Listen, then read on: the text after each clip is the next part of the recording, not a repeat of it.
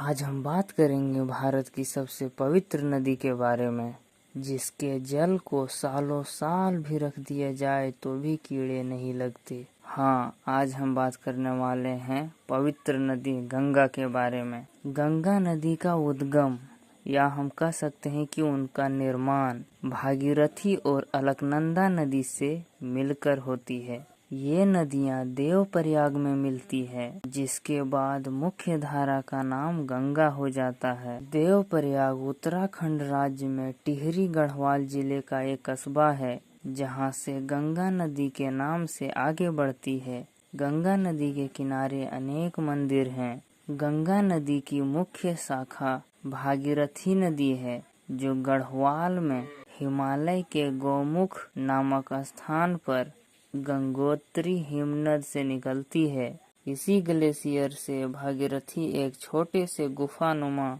मुख से निकलती है। इस हिमनद में नंदा देवी, कामेट पर्वत और त्रिशूल पर्वत का हिम पिघल कर आता है। अलकनंदा नदी की सहायक नदी धौली गंगा, विष्णु गंगा और मंदाकिनी है। धौली गंगा का अलकनंदा से विष्णु प्रयाग में संगम होता है। नंद प्रयाग में अलकनंदा का नंदाकिनी नदी से संगम होता है। इसके बाद कर्ण प्रयाग में अलकनंदा का कर्ण गंगा या पिंडर नदी से संगम होता है। फिर ऋषिकेश में 139 किलोमीटर दूर स्थित रुद्रप्रयाग में अलकनंदा मंदाकिनी से मिलती है। इसके बाद भागीरथी और अलकनंदा 1500 फीट ऊंचाई पर स्थित देवप्रयाग में संगम करती है और अब गंगा नदी के नाम से यह जलधारा आगे बढ़ती हुई जाती है। इन पांचों प्रयागों को पंच प्रयाग कहा जाता है।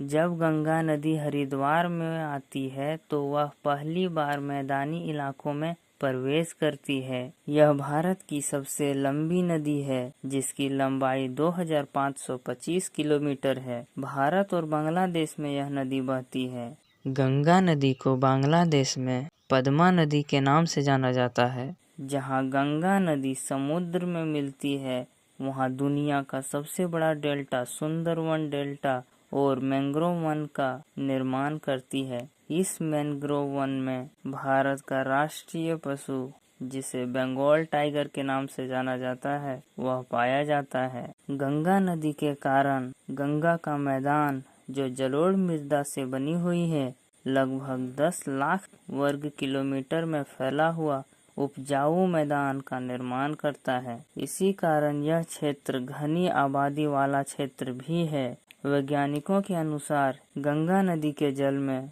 बैक्टीरियोफेज नामक विषाणु होते हैं, जो जीवाणुओं और हानिकारक सूक्ष्मजीवों को जीवित नहीं रहने देते। कमेंट करके जरूर बताएं कि अगला वीडियो किस टॉपिक पे चाहिए। धन्यवाद।